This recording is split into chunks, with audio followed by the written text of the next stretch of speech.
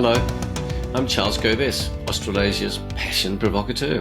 Welcome to this week's episode of the Charles Goves Show, whether you're watching on Rumble or on YouTube or on one of the many podcast platforms. In this episode, I'm going to talk about misinformation and disinformation and the extraordinary volume of such misinformation and disinformation from governments and big business, whilst at the same time the Australian government and other governments are purporting to ban any suggestion that anyone could publish misinformation or disinformation. I say that governments and big business are as guilty of purveying inaccuracies, lies, fraudulent statements as anyone. I will be discussing a number of issues that are relevant to this misinformation, disinformation question while the Australian government is bringing this new legislation to pass. And I'll discuss how you use the principles of the self-awareness and passion quest to handle this incredibly challenging time that we are in the context of working out what's true, what's not. I will also share some resources that will help you in handling these challenges. The show notes give you links to details about my background and the foundational principles of the show, together with links to my websites charlescoves.com and coves.com, where you'll find details of the Self-Awareness and Passion Quest program, executive coaching program, and also public programs in which you can partake. So let's go with the issues that are exercising my mind this week in the realms of lies of governments and big business. There's a whole litany of them, and they're all happening this week. Firstly, in the aged care sector, Australia's population is aging. Many Western populations are aging, and there's a real problem in terms of aged care nurses and carers. In Australia, there are hundreds of thousands of extra carers needed, but the government has no plan to suddenly discover these carers. Organisations, and I'm involved with one of them, were trying to solve this problem by bringing in from overseas wonderfully qualified nurses and carers, are finding all sorts of blockages put in place as a consequence of trade union steps, of government steps, and at the same time, government says we're wanting to do everything to make the aged care sector functional and to give people the best care. I'm all in favour of giving them the best care, but then the government's own rules and the support of the trade union movement make it impossible to do so. I warn all of you who, obviously you're all getting older, but you're getting close to you're getting close to, what you might call old age, but you might have parents who are in this situation. Take an interest in new legislation that's been brought in Australia. This is a complex area that deserves your interest. The second item on misinformation is the pile-on in this weekend's Australian newspaper against Elle MacPherson. Look, the wellness nonsense is simply sickening. I'm a fan of Janet Albrechtsen. Her opinion piece absolutely rubbishing Elle MacPherson and her alternative treatments for dealing with cancer are sickening. The misinformation in Albrechtsen's piece when she says, no, there's no evidence that you can solve cancer with anything but oncologists and medicine and drugs and chemotherapy. This is the most incredible pile-on, and as you read it, if you know anything about health, it will make you laugh, and it makes me wonder, who is paying Janet Albrechtsen to write this crap? She accuses Elle MacPherson of writing crap. Well, it's Elle MacPherson's body, and Janet Albrechtsen says, no, you can rely on the pharmaceutical and the industry and the medical industry because they wouldn't be telling you nonsense. They're backed with science. Total misinformation and disinformation. It is an extraordinary article, and it's almost laughable. I laugh at Janet, and I like her. I like most of the stuff that she writes. When you read this article, do understand what she's promoting here. She's promoting the financial wellness of big pharma, big corporations, and the medical profession, who are not interested in anything alternative. When obviously a generalization, the vast majority of doctors. Now, how do I know that? Because I've run 300 meetings over the last 3 years. I do 2 meetings a week for 3 years of medical doctors for COVID ethics, and I hear how bad the medical profession is and the pharmaceutical industry is. The third, and these are some resources I'm going to mention to you, articles by Imprimis, these from Hillsdale College. Wonderful articles here that will just reinforce again what I am saying, that you cannot rely on information from pharmaceutical companies or the medical profession or hospitals. The fourth element is indeed hospitals. I have tried to help people who are dying in hospital to have alternative treatments, because the treatment in hospital is killing them. And I say that many hospitals around the world, in America, Australia, and the UK and Canada, have deliberately treated people in a way designed to kill them.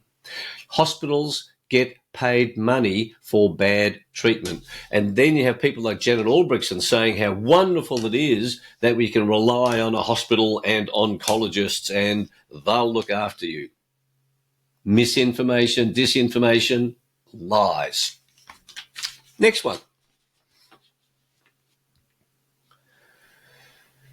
Monica Smith ran a case against the Victoria Police. It was quite a complex case, claiming that she was wrongfully arrested 3 times. Now here the police, they fought this case and they didn't want to apologise to her. She won 2 of the 3 claims, and yet she's going to have a bill for the police of over $200,000. The law is being brought into disrepute. No sane person goes, how can you win a case like that and then have to pay the costs of the government? Because the police are funded by the government, are funded by the taxpayer, because the police are into misinformation and disinformation and lies in a big way, as is the Victorian government that Monica Smith was fighting. Number 5. Are you aware that local municipality councillors in Victoria, and I'm not quite sure in Australia yet, but local councillors who the public elects, the people elect, don't have access to all of the spending of the council? The bureaucrats hide the spending. They say to the councillors who have been elected, you're not entitled to see where we spend this money. You can allocate X millions of dollars to the arts and to the LGBTQI area, but you can't look at where we spend every dollar. Can you believe that? Can you believe the snow job that's happening here with the bureaucrats in these councils? I urge all of you to speak to your local councillor and find out if this is the case. Wherever you are in the world, never let the bureaucrats be in charge of the money. And what we have to do as ratepayers is not give councils this money if our elected councillors don't have details of how the money is spent. Misinformation again. We're spending your money wisely. No, you're not. Next, number 6, I think. Rose Roloff, who is a health care warrior, is doing a great job in shining a light on the poor practices of hospitals in the way they treat patients. And this whole, the lies that hospitals give to us about what you have to put up with are just lies. They're misinformation, they're disinformation. And Rose's message and my message to you is, before you go to hospital, find out what the sign, when you go to hospital in an emergency, you need to know what you are signing, or indeed in any situation. We need to understand what these sign-in agreements say. You cannot leave your health to the actions of hospitals. I speak out strongly against protocols and evidence-based medicine because guess what? your body, just like Elle MacPherson's body, is different to my body. Each one of us, there are 8 billion unique bodies on this planet. And to have one principle that applies to every single woman who gets cancer, every single man who gets cancer, is nonsense. It's misinformation. It's disinformation to suggest that that's proper treatment. Next, the pharmaceutical industry is bringing in more jabs for 6-month-old babies. Genetically modifying organisms, mRNA jabs, to put into 6-month-old babies. Can you believe this? And the misinformation and disinformation is that this is for the welfare of that child. Now, I say to you that this whole question of schedules of vaxxers for kids has been proven, has been debunked as misinformation and lies by the godfather of children's vaccines, Stanley Plotkin, who has acknowledged that no vaccine has ever been properly tested for safety and efficacy, ever. And so when the medical profession walks around saying vaccines are the safest things ever invented, that's misinformation, that's disinformation, that's a lie. And the last one, another form of misinformation, disinformation, is the so-called debate between Donald Trump and Kamala Harris. That wasn't a debate. I'm a lawyer. I know what words mean. What they're trying to do now is to fool you in the meaning of words. It wasn't a debate. It was an interview. It was a biased interview run for media. And if you start to understand what a debate properly is, it's not controlled by people who ask questions. That's not a debate.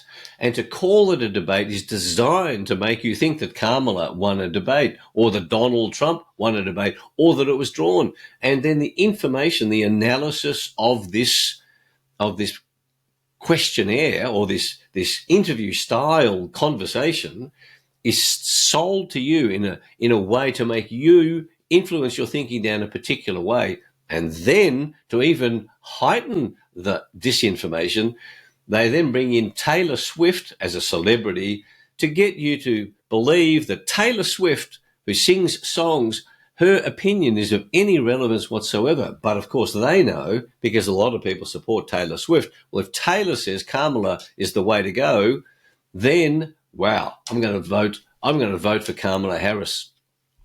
How about that for trying to influence opinions in dishonest ways?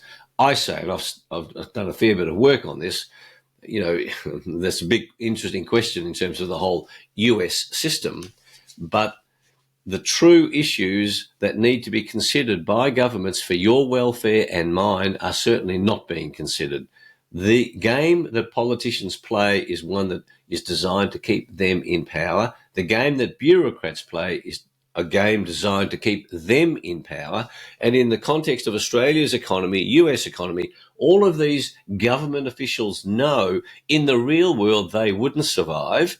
And if they lose their jobs in government, then they're going to have true difficulties getting other jobs. So what do? They're constantly working to make sure that the rules and regulations get ever more complex, because that requires more bureaucrats, more technocrats, and that then guarantees they don't lose their jobs. This is the whole misinformation that's being imposed on us, and what we have to do, where it comes into in terms of the self-awareness and passion quest, is it behoves you to take a deep interest in this, and your ability to do that is very much related to your health. If you're not healthy, you won't have the energy to take an interest in the crucial issues that are relevant to your future. I urge you to do so. My resources this week are Elle MacPherson's book, so that Janet Albrechtsen trying to attack Elle for daring to suggest alternative treatments for dealing with cancer. Indeed, I'm promoting the sales of her book, because I know through my connections the great advice that Elle MacPherson got. So get her book. And secondly, get hold of these imprimis articles. This one is by John Abramson, and you get these articles at Hillsdale College. The website is hillsdale.edu. There's a link on the toolbar to Imprimis. It's a monthly article. Brilliant. This one is by John Abramson, America's Broken Healthcare, Diagnosis and Prescription. And what he's an educator at Harvard Medical School. He says the amount of money that's poured into the American system, as it is in the Australian system, and getting worse health outcomes is extraordinary. And that's why Bobby Kennedy's 12-point plan to improve health is so important. And secondly, by Rand Paul, US Senator from Kentucky, lessons from the great cover-up during the last 4 years, and particularly Anthony Fauci. Like, it's just amazing when you look at the lies that have been sold to us. It's laughable that government then says we're trying to protect you from disinformation and misinformation. Don't believe what governments say. Don't believe what big corporations say. Do your own thinking. Look after your health. Get great health advice. And what it also means is that you cannot rely on the existing health system to look after you properly. So I hope today I provoke you to rethink everything that you are reading in the mainstream media. Think about what I say. I'm expressing my views based on a lot of research that I do, but I'm not 100% right. I don't claim to be. But what I am committed to is you living your life on the best possible terms that you want, and for you discovering who you truly want to be and then living life on your terms so that you become all that you're capable of becoming. If you're new to the show, again, check out the show notes for the foundational principles of the show and my background, and also check out my websites, charlescovest.com and covest.com, where there's a whole bunch of resources that you will find of value. Again, thanks for watching. Thanks for listening. Have a great week. Embrace the challenges that we all have to embrace if we want to love this life that we've been given. And 100 years is a very short period of time. Embrace the challenges, have fun, live with passion, and I'll see you next week. Bye for now.